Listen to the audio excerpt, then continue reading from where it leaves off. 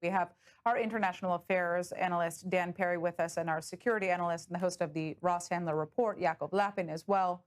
Welcome to both of you. Qatar has served as a mediator in these negotiations along with Pakistan, and we did see the Islamic Republic fire towards Qatar today. What do you make of that? These are mediators. Does this say that hardliners have effectively taken the wheel here? First of all, we anticipate, and always did anticipate, that there would be more than one decision-making circle in Iran, and that's why sometimes their statements and their actions appear inconsistent or not very well thought out, or, as Yaakov said, the product of a tremendous amount of arrogance, and I would even say hubris. They have observed that they have several major levers in the world. One is the Strait of Hormuz blockage, and the other is attacking the Persian Gulf countries, which are significant to the region's economy, to their own economies, obviously, and in the world. They're major countries, Dubai and UAE in general in particular, but also Qatar, for all the reasons we know. So these are signals that Iran is not afraid to go back to the war. Is it really true? Could it possibly be so? I believe this all rolls back to the original sin, that there was no plan for the blocking of the Strait of Hormuz, and the world basically panicked. And Trump basically panicked and was willing to pay any price to reopen the strait. The Iranians, in their overconfidence, I think they can get more and can create a status quo after the war that's better for them than what existed before the war. And in particular, to have an ATM in perpetuity, or at least in the near future, near to midterm future, in the Strait of Hormuz. This is not a one-time windfall. This will be an annual budget line. Of course, it is a diminishing asset for them. There's going to be ways to get around the Strait of Hormuz, but it'll take years for that to be implemented. And they really think they have all the leverage. So when a particular combatant or antagonist believes they have all the leverage, they're going to appear to do crazy things. This is why it's incumbent upon Israel rhetorically now to make threats, and on the Americans to kinetically follow through on threats. Whether that will work or not, I cannot say, because in the end, the Iranians too conclude that that Trump does not want to go back to serious warfare before the midterms. But after the midterms, all bets are off. Right, and I think, the Islamic Republic is very much aware that Israel would like to finish the job, per se.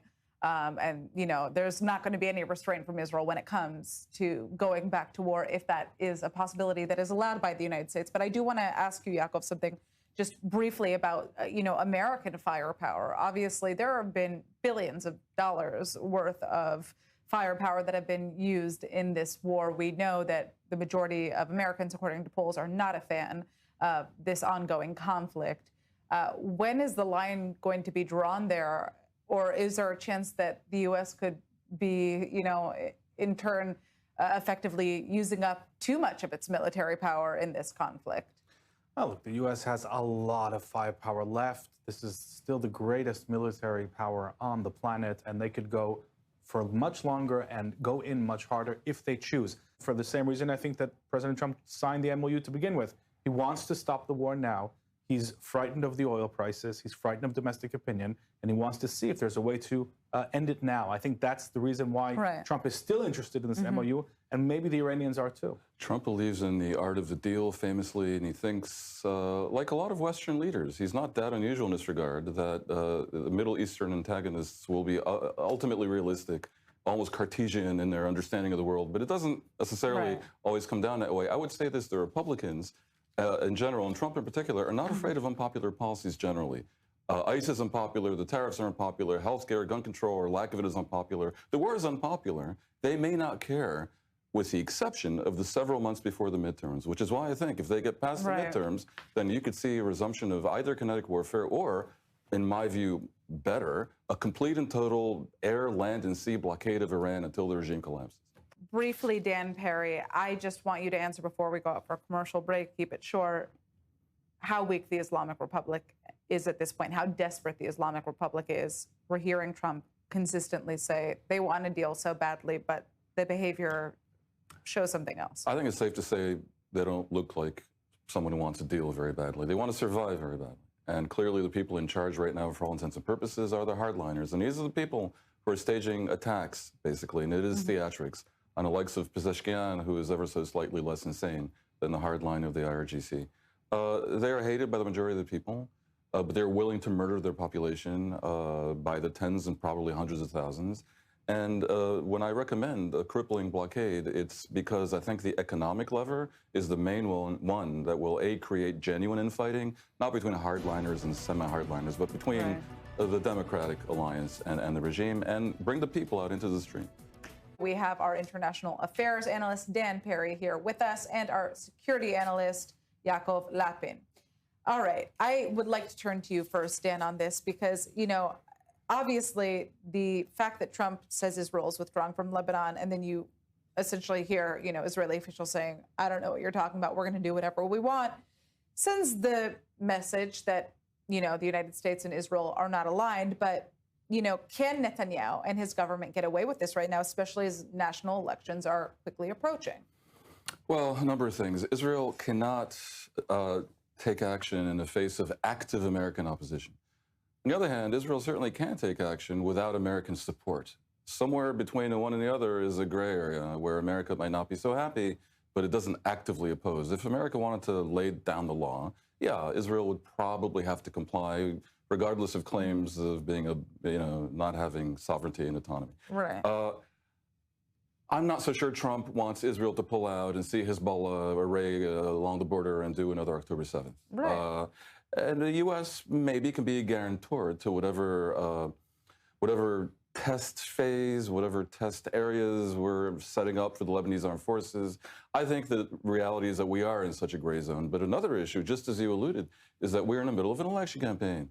And so a lot of what is said in public by Israeli officials, in particular Israel Katz, the defense minister, has to be taken maybe a little bit with a grain of salt because they're campaigning. And Israel, by the way, just to be clear, is in full campaign mode. That is why the government, quite apart from the Lebanon issue right now, is undertaking a blitzkrieg of anti-democratic legislation, trying to weaken the judiciary, the gatekeepers, the civil service, media oversight. I mean, it really is astounding what's going on. The absolute blackmail laws being given to Haredim, laws that wouldn't stop the authorities from arresting draft evaders. I mean, all of this is happening because we're in an election campaign. And going back to Lebanon, this will impact what is said in public. What actually happens, I think, is a case where we can assume that the American security establishment does not want Hezbollah to return to the border. Okay, so I want to turn to Yaakov about this.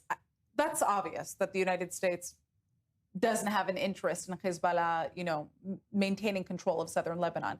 However, we do know that there have been these discussions, these negotiations with the Islamic Republic of Iran, which has made it very, very clear that Hezbollah and Lebanon must be included in this deal. It is Iran pushing for this. The question is, especially after the strikes that we saw right now, is that going to essentially impact Trump's willingness to agree to that aspect of this memorandum of understanding?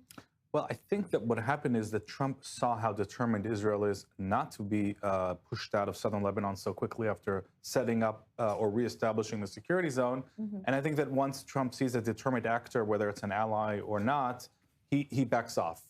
And I think that this is non-negotiable as far as Israel is concerned. I don't see Israel compromising on this at all in the long-term future. But it should engage in public diplomacy and make clear to everyone it doesn't have actual long-term territorial ambitions, but this is purely a function of the danger coming from jihadists. Yeah, that's for sure. And I think that there's obviously a very, very big discrepancy in that messaging. There doesn't seem to be much of an interest or even an attempt anymore to try to prove to the rest of the world why this is necessary, even though Israelis understand fundamentally that the country cannot continue to function in this situation. This should be fixed because I'm constantly hearing this at various conferences in Europe and elsewhere that Israel wants territorial expansion. And I know the truth is otherwise, but the government, for some reason, has abandoned all public diplomacy. It's catastrophic. Well, I think there's a feeling at this point amongst Israelis that there's no going back almost, that any attempt to win over international support is lost, that nobody cares.